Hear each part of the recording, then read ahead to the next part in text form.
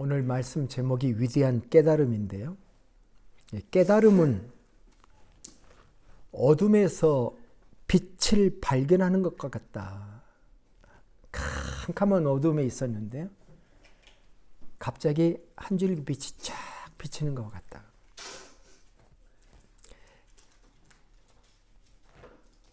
깨달음은 우리 인생의 소중한 순간들을 보다 더 감사하게 된다 하는 말이 있습니다.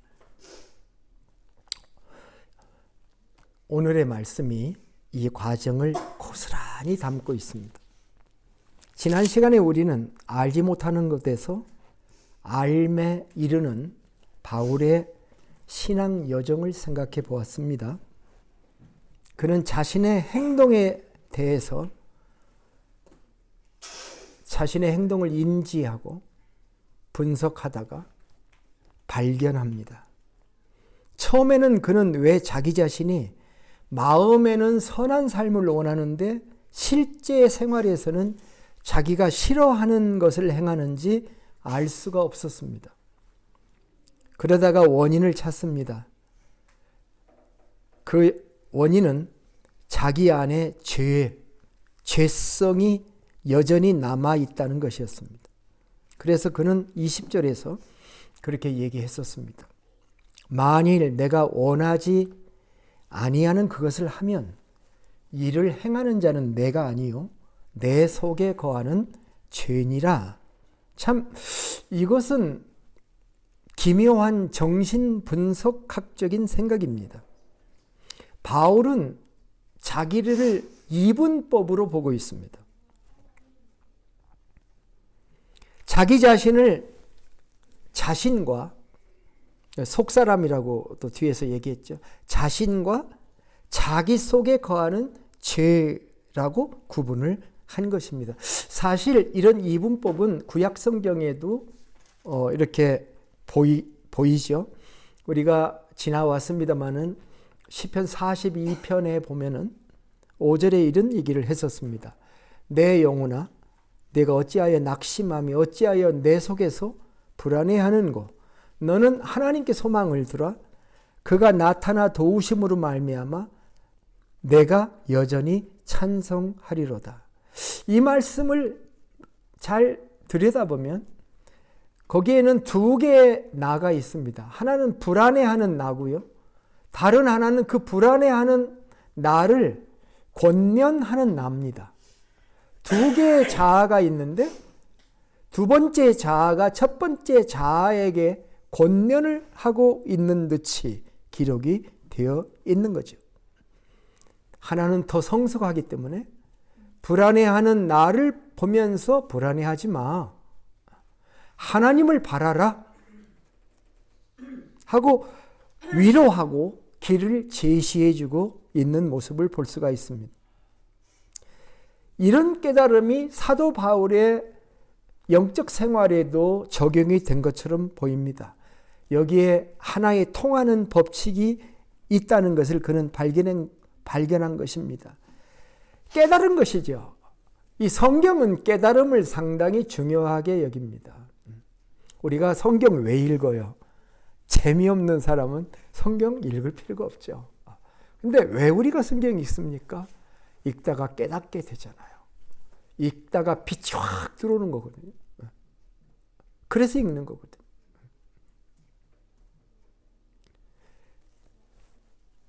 사도행전 8장에 가보면 빌립이라는 전도자가 에티오피아 여왕의 그 내시가 예루살렘에서 예배하러 왔다가 다시 돌아가는 길에 성령께서 그를 인도하셔서 빌립이 그 사람에게 나가게 하셨는데 가보니까 에티오피아 내시가 그 마차 위에서 성경 두루마리를 읽고 있었습니다.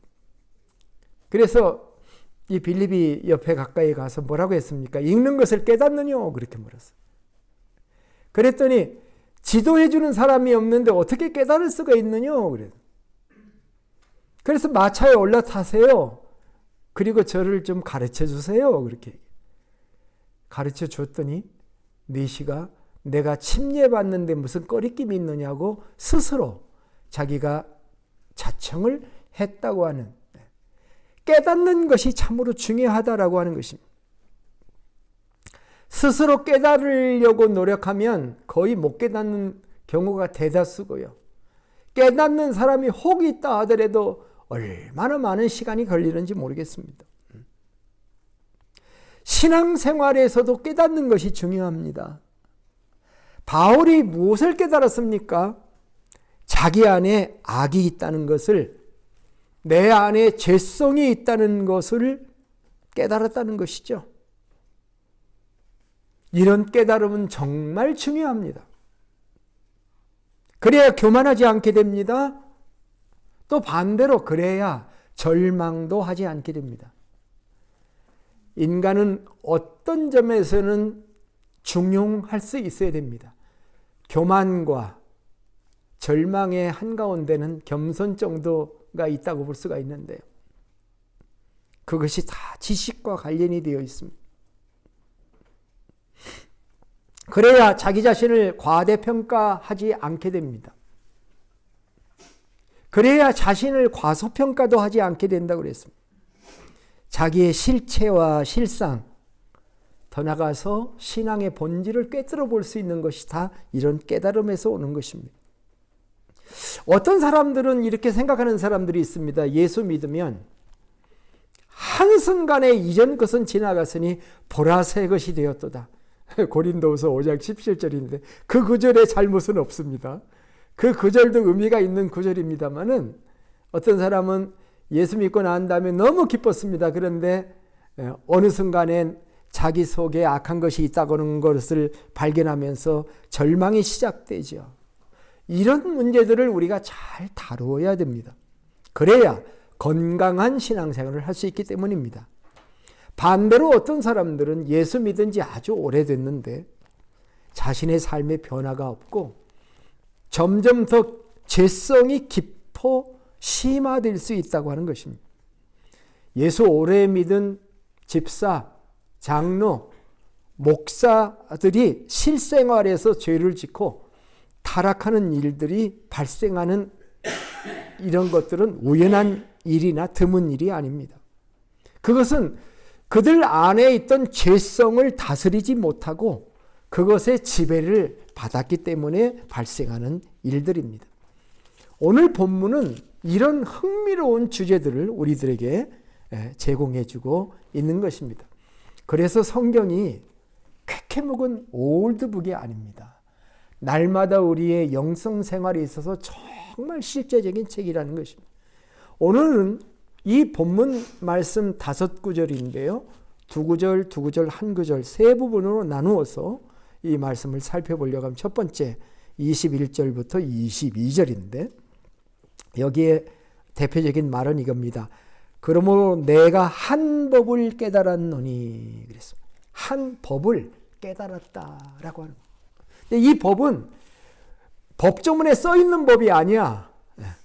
이 법은 누가 가르쳐준 법이 아니고 사도 바울이 고민하면서 깨달은 법이에요. 내가 한 법을 깨달았다는 거예요. 예. 자, 21절부터 24절을 한번 22절까지를 한번 보겠습니다. 그러므로 내가 한 법을 깨달았노니 곧 선을 행하기 원하는 나에게 악이 함께 있는 것이로다. 내 속사람은 하나님의 법을 즐거워하되. 예, 거기까지만. 무엇을 깨달았다고요? 법을 깨달았어.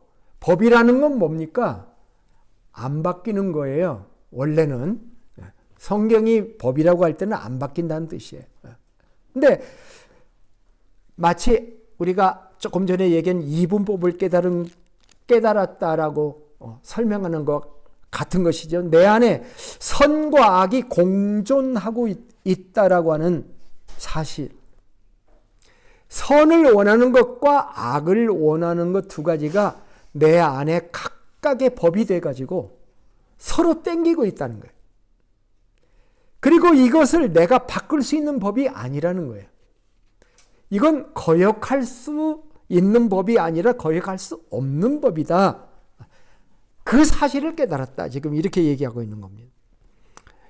이 오늘 본문에 보면은요, 나라는 말이 참 많이 나옵니다.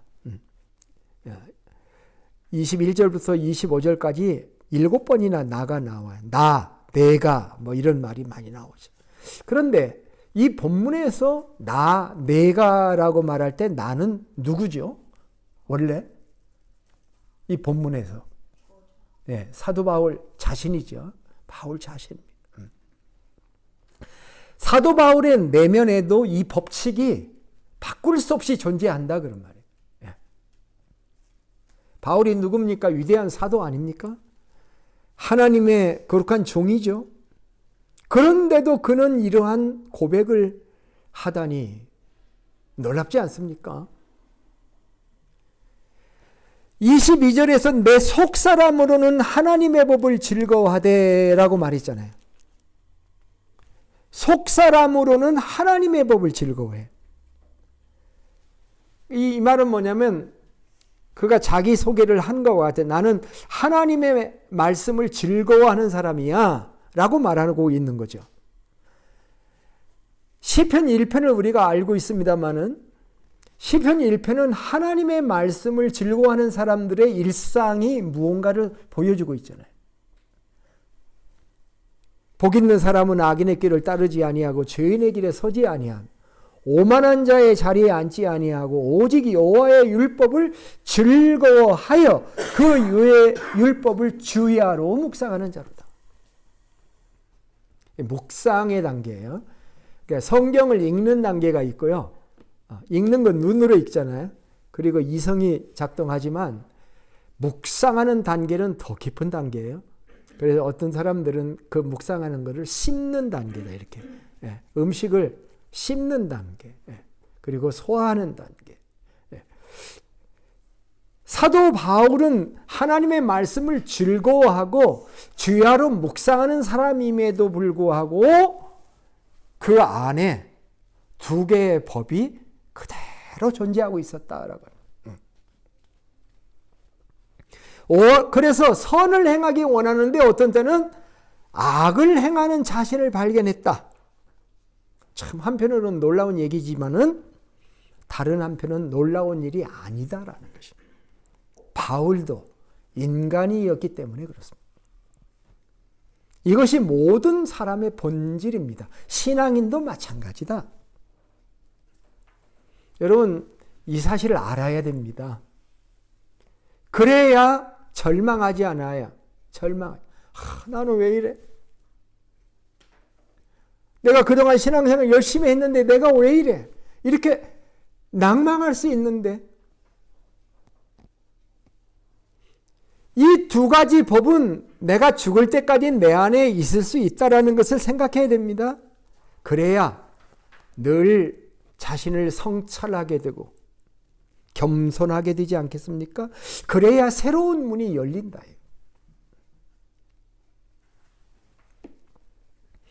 그래야 섰다고 하는 사람은 넘어질까 조심하라는 말과 같이 항상 자신을 성찰하면서 살아가게 됩니다.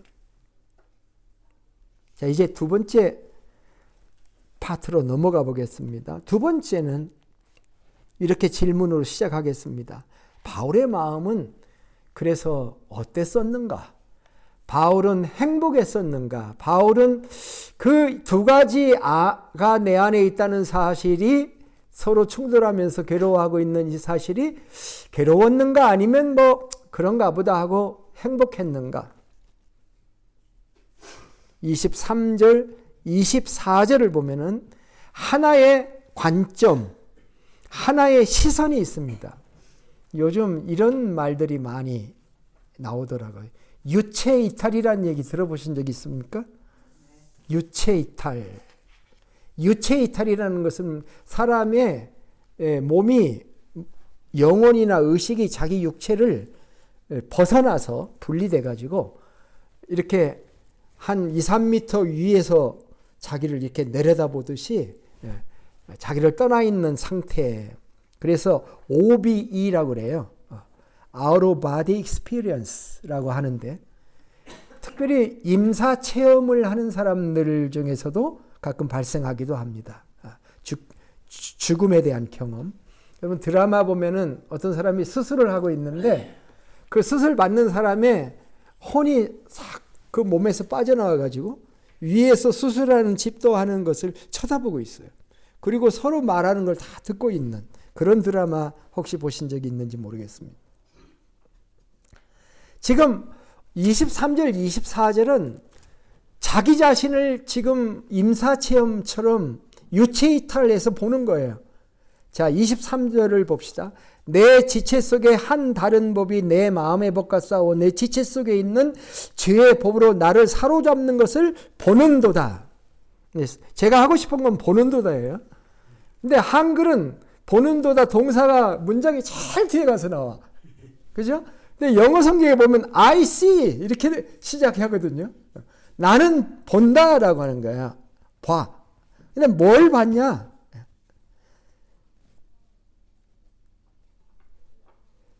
뭐를 보고 있습니까? 자기 내면 세계를 보는 거죠. 두 가지 성품이 있는 것을 보는데 그것뿐만 아니라 그 두 가지가 서로 전쟁하는 모습을 봐요.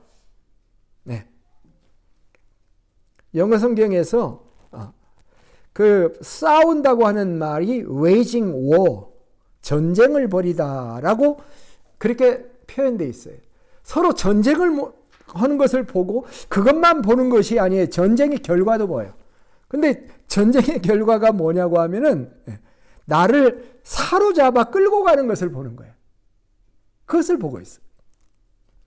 진 거죠. 저 가지고 포로가 된 겁니다. Making me a prisoner. 이렇게 포로로 삼는 그 모습을 보는 것입니다. 자, 이런 모습을 보는 것이 즐거울까요? 저는 지금 로마서 전체의 설교의 주제를 감정선으로 읽는 로마서를 강해하고 있습니다. 로마서에는 많은 감정이 담겨 있습니다. 이 feeling, 감정이라는 게 현대 생활에는 굉장히 중요합니다.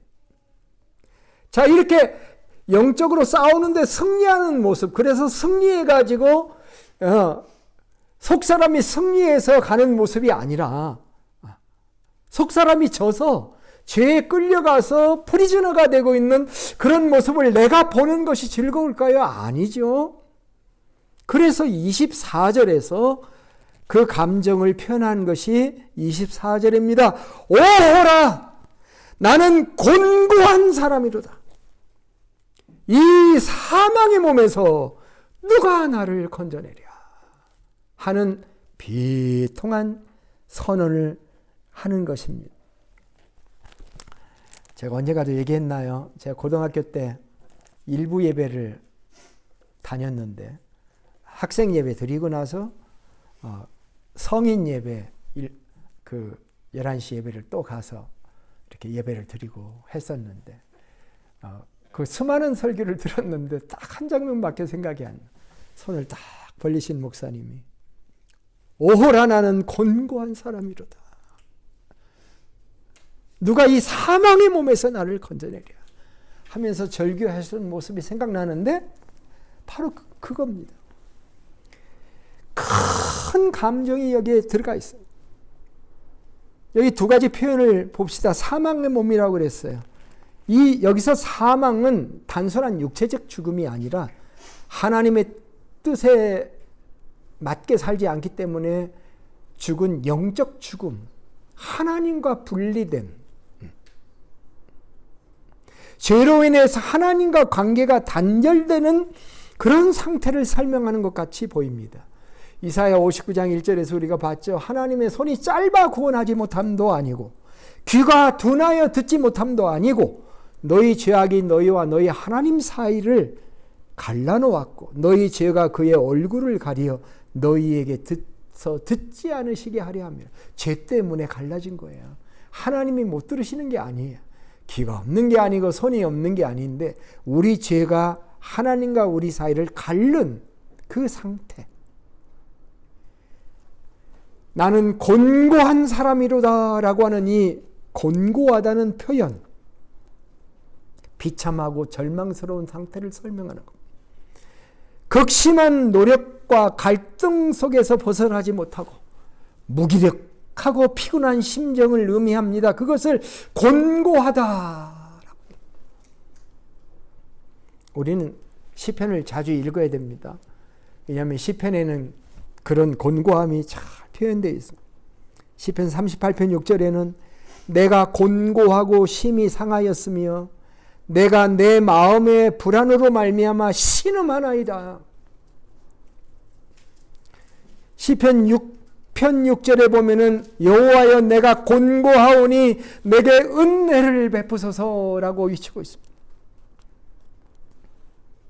요한계시록 3장 17절에는 곤고함을 알지 못하는 비천한 부자에 대해 얘기를 했습니다.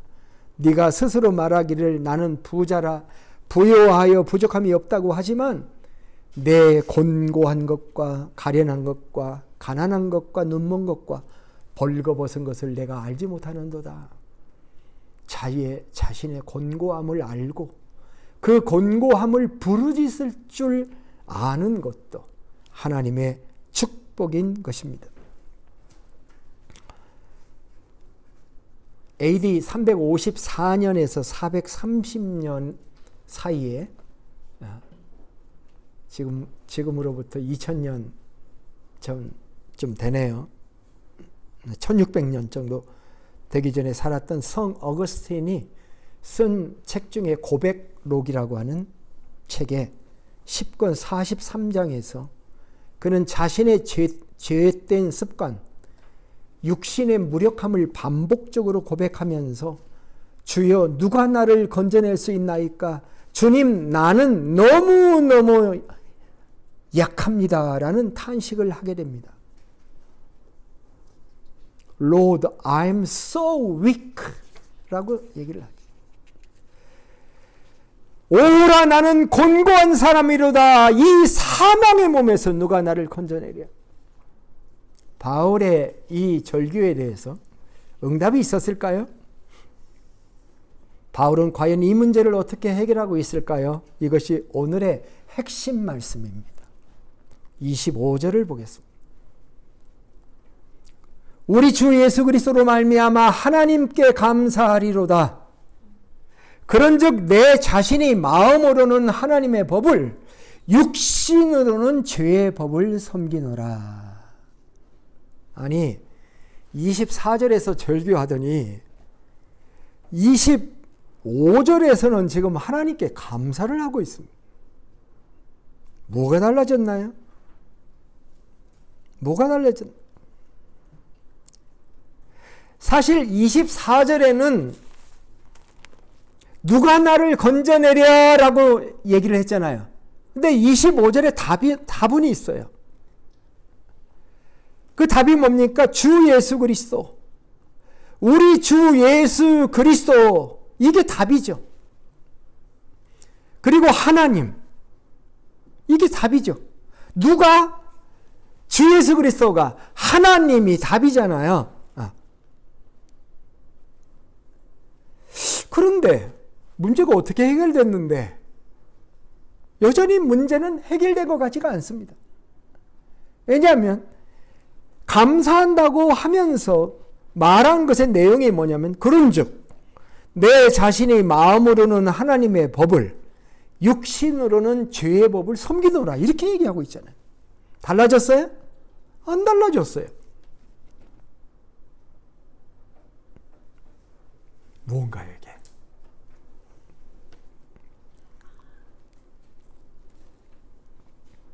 사도가 깨달은 것은 이겁니다. 아, 이거 정상이야 하는 거예요. 이거 내가 예수 믿은 사람이고 내가 사도일지라도 내 안에 두 가지가 있다고 하는 것은 바꿀 수가 없는 거로구나 하는 것을 아는 거예요. 그 말이죠. 그러면서 이 깨달음이 감사로 바뀌어요. 네. 이것이 오히려 절망의 조건이 아니라 감사의 조건이 될 수가 있다는 것을 발견한 거예요. 왜냐하면 우리의 선택과 삶에 따라서 우리가 하나님을 기쁘시게 할 수 있는 기회를 얻을 수 있기 때문인 것입니다. 자, 이렇게 생각해 봅시다. 예수님을 믿자마자 모든 세상의 정욕이 사라지고 100% 천사처럼 되어버린다고 가정합시다. 그런다면 그때부터 우리의 삶은 평안해지겠지만 스스로 우리의 삶을 통해서 스스로의 결단에 의해서 하나님을 기쁘시게 하는 일은 불가능할 것입니다. 그 순간부터 기계니까요. 아니, 죄질 수 있는 펑션을 다 제거해 버렸는데 죄를 안 짓는다는 게 무슨 의미가 있냐 이게. 하나님은 그런 순종, 그런 교제 원하지 않는 분이시다는 것입니다. 거기에는 성장이 없어요. 거기에는 자율성도 없습니다. 그래서 하나님은 우리 안에 육을 그냥 내버려 두십니다. 스스로 하나님을 찾고 영적인 싸움을 통해서 승리하도록 말입니다. 하나님은 어떤 분이시냐면 천사들에게도 반역할 수 있는 힘을 주신 분입니다. 그러니까 피조물인 우리 인간에게야 말할 것도 없을 것입니다. 많은 인간들이 하나님의 자녀들조차도 수많은 갈등 속에서 살겠죠. 갈등하며 살겠죠. 신앙생활에 갈등하며 삽니다. 어떤 때는. 그래 지난 시간에 얘기했죠. 하나님의 뜻대로 하는 근심을 하면서 살아요. 갈등이라는 말이 영어에는 conflict, struggle, 딜레마 이런 용어를 씁니다만은 한자 갈등이 더 재미있습니다. 갈자가 칙 갈자에다가 등나무 등입니다. 칡이나 등나무나 둘 다 동굴 식물이에요. 칡과 등나무가 서로 얽히고 감겨 복잡하게 얽히는 모습을 그려낸 단어예요. 그래서 사람 사이의 충돌, 다툼, 내적인 대립 등으로 확장해서 사용한 것입니다. 사도 바울은 이 내 안에 있는 선과 악의 싸움을 막 갈등하며 살아가다가 갑자기 한 줄기 빛이 쫙 비춰진 것입니다. 오라 나는 곤고한 사람이로다 라고 얘기하다가 갑자기 변하게 된 것입니다. 2018년에 어떤 그 세상 노래가 이렇게 인기 가수에 의해서 불려졌습니다. 대사가 이런 대사가 나와요. 남자와 여자가 대화. 남자가 얘기해. 어디야?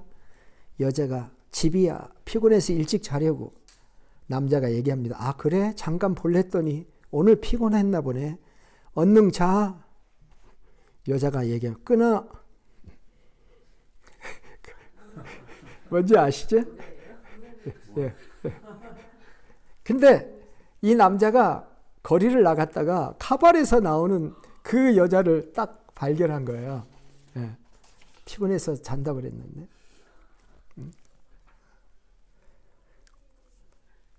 네가 왜 거기에서 나와? 영탁의 노래.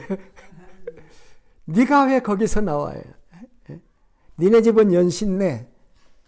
난 지금 강남에 시끄러운 클럽을 무심코 지나는데 이게 누구십니까? 네가 왜 거기서 나와? 이런 걸. 노는 남자 싫다며 술은 못한다며 그것 때문에 나는 다 끊어버렸는데 지금 넌 왜 혀가 꼬이는데 이 남자는 누군데 교회 오빠하고 클럽은 왜 갔는데 니네 집 불교잖아. 네가 왜 거기서 나와? 뭐 스토리가 이래요. 가사들이 이래. 네가 왜 거기서 나와요? 아니 여기에서 왜 감사가 나오냐 이 얘기예요. 에? 오라 나는 공고한 사람이다라고 고백하다가 왜 갑자기 감사가 나오냐 이거예요. 감사가. 감사의 대상이 예수님이고 하나님이시고 감사의 이유는요. 두 가지 법이 그냥 있다는 사실 자체. 그것을 깨달은 겁니다. 우리가 이 세상에 사는 동안에는 마음으로는 하나님의 법을, 육신으로는 죄의 법을 섬기게 되어 있구나. 그런데 이것이 감사의 조건이 되더라.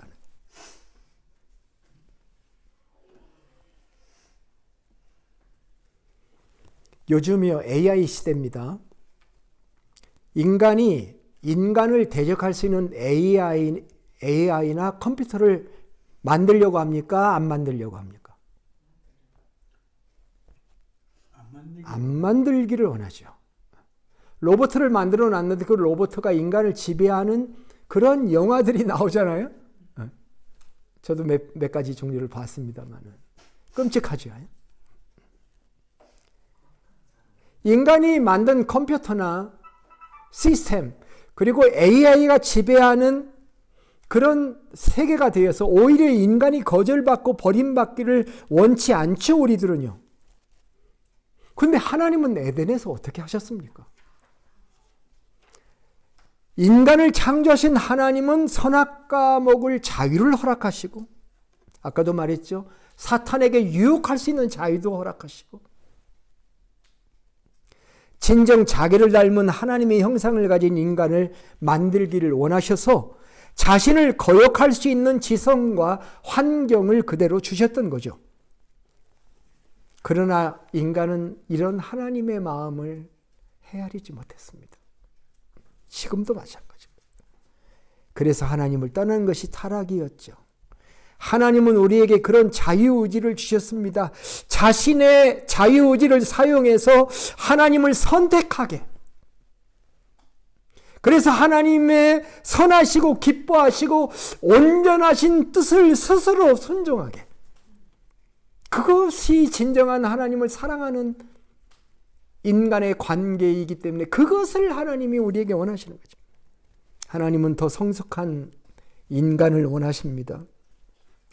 자신의 속에 있는 죄성을 억제하고 스스로의 결단을 통해서 하나님께 나와 순수하고 아름다운 믿음을 드리며 신앙의 열매를 하나님께 온전히 바치고 면류관을 벗어드리는 것을 하나님은 기뻐하시는 줄로 믿습니다. 하나님은 그 과정에 우리의 수많은 실수와 우리의 허물을 용납할 넉넉한 마음을 가지고 십자가를 지시고 우리를 위해 죽으시고 우리를 구원하시고 우리를 해방시켜 주시고 이제 8장으로 넘어가면 제3의 법인 성령의 생명의 법을 발동시켜서 우리를 이끌어 주시는 것입니다.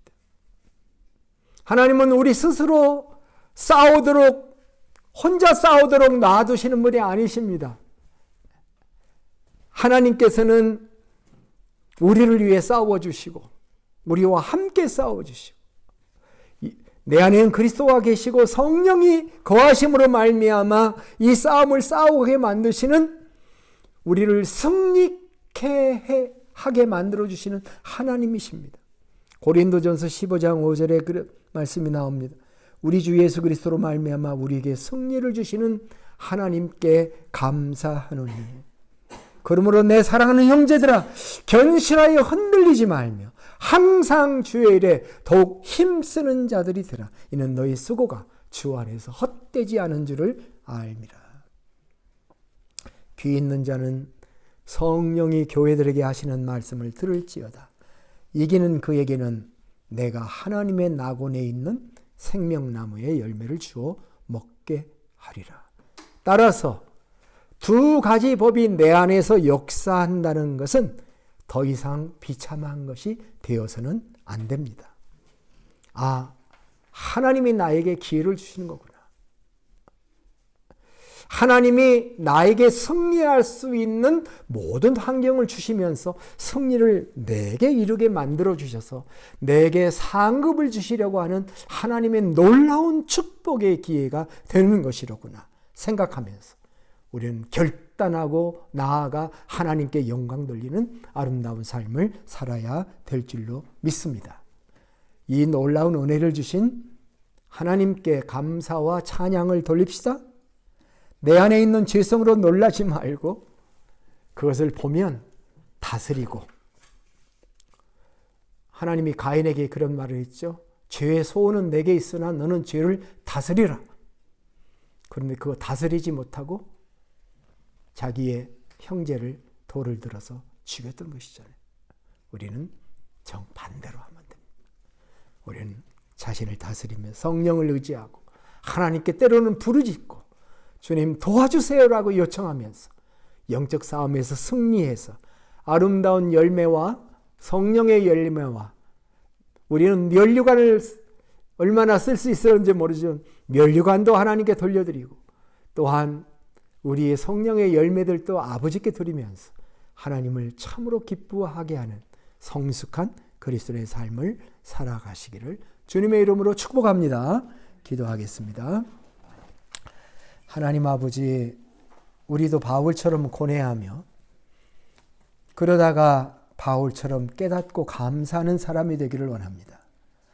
아버지 하나님, 우리 안의 정욕을 바꾸어서 선한 욕망으로 바꾸고 거룩한 욕망으로 바꾸고 하나님의 나라를 위해, 주님의 이름을 위해 헌신하는 주의 종들이 되도록 도와주시옵소서. 존귀하신 예수님의 이름으로 기도하옵나이다. 아멘.